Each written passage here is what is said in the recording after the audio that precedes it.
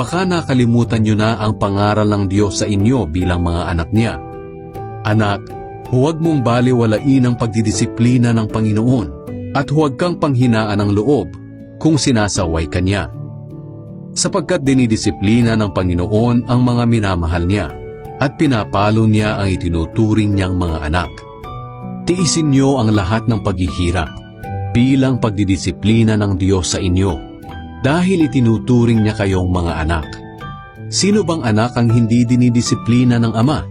Kung hindi kayo dinidisiplina ng Diyos gaya ng pagdidisiplina niya sa lahat ng anak niya, hindi kayo mga tunay na anak, kundi mga anak sa labas.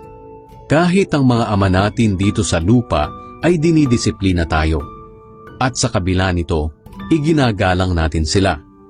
Kaya lalong dapat tayong magpasakop sa pagdidisiplina ng ating Ama na nasa langit para maging mabuti ang pamumuhay natin.